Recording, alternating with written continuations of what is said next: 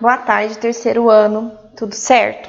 Bom, para eu não atrapalhar a reposição da aula de inglês de vocês, eu vou gravar então uma aula fazendo os comentários sobre a avaliação de amanhã de biologia, tá bom? E aí, qualquer dúvida que ainda surgir, vocês podem ir me perguntando pelo WhatsApp, tá bom? Então, primeira coisa que nós temos que ter em mente. Vai cair então sobre a biologia das células, parte 3, parte que fala especificamente do complexo golgiense, uma organela extremamente importante com várias funções específicas, como é o caso da secreção celular. Bom, mas o que eu quero que vocês foquem? Ela produz vesículas, muito importante. Dentre elas, ela produz os lisossomos. Os lisossomos, então, são aquelas vesículas que contêm enzimas digestivas e participam diretamente do processo de digestão intracelular nas células, tá?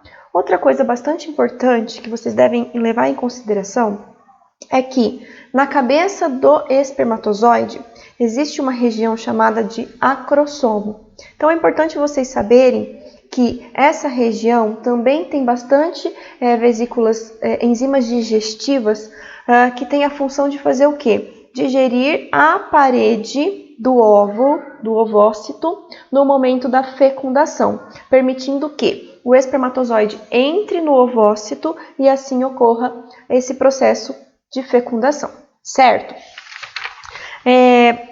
O processo que vocês também têm que saber, que é bastante importante para a prova de amanhã, são os processos que envolvem endocitose e exocitose. Endocitose são processos que vai fazer o quê? O englobamento de partículas líquidas ou partículas sólidas. Bom, então são movimentos citoplasmáticos que vai englobar essas partículas.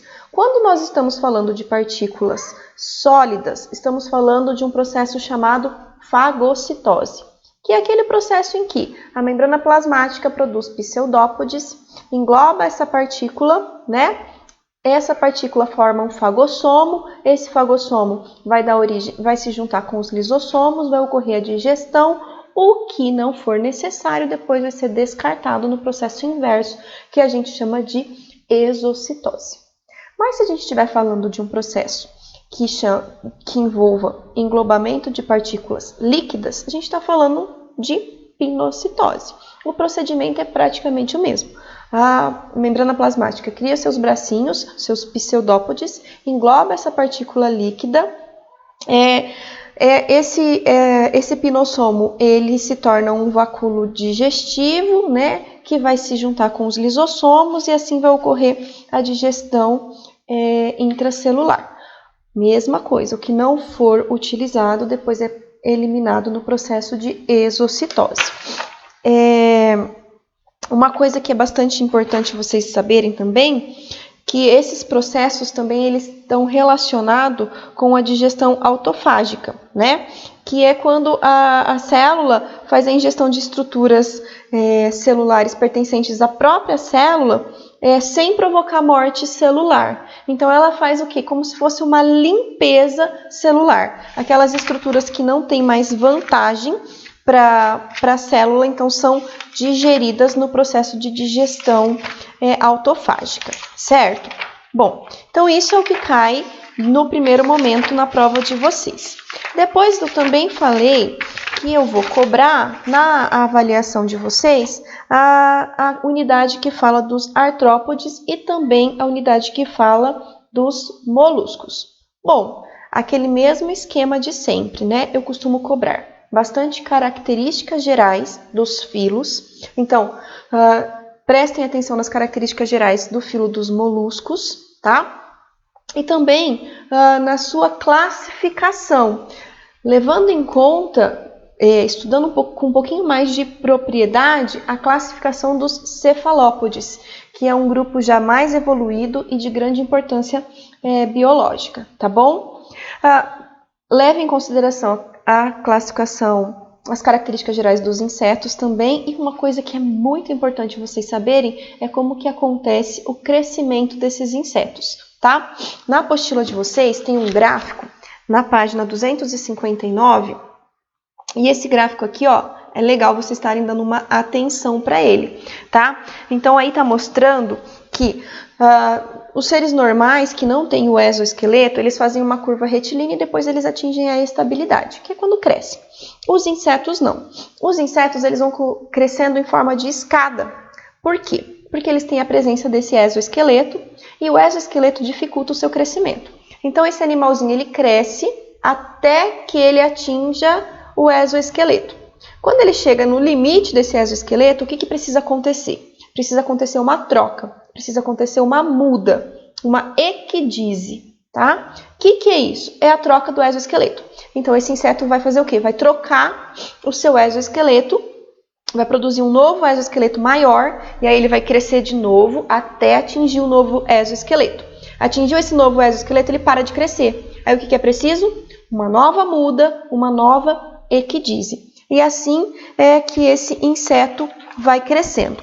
Uma outra coisa que é bastante importante vocês olharem com atenção é a questão que os insetos eles podem sofrer metamorfose. Metamorfose completa ou metamorfose incompleta. Então, é legal vocês estarem dando uma olhadinha com cuidado para essa parte também, ok? Bom, os moluscos, pergunta que sempre a gente faz e sempre é cobrado é como são produzidas as pérolas.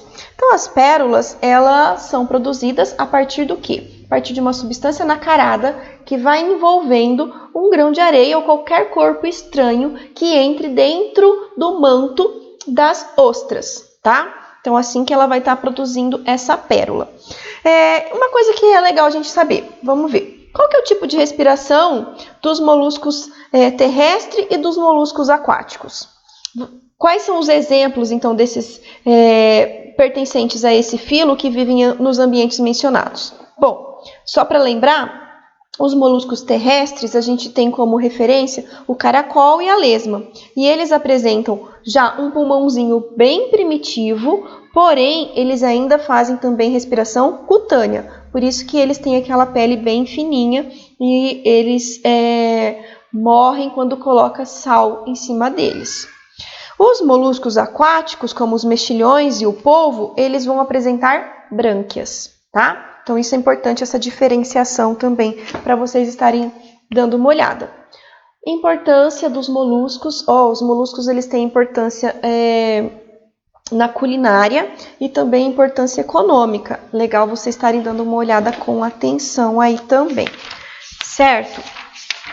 Bom, depois falei que vou cobrar a parte também dos efeitos antrópicos no ambiente. Essa parte eu acho que vocês tiram de letra.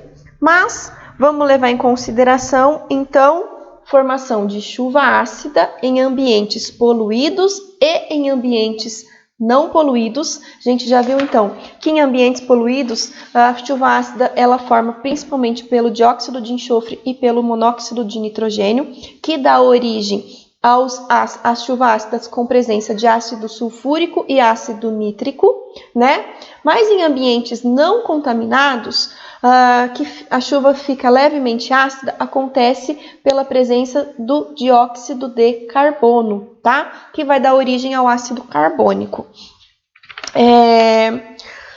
É importante vocês darem uma olhada nessa parte, na parte que vai falar dos metais pesados, aquela parte que os metais pesados eles têm uma meia-vida muito grande e ele se acumula nos organismos e ele vai se acumulando nível trófico a nível trófico. Quanto mais longe dos produtores, maior é o acúmulo desses metais pesados.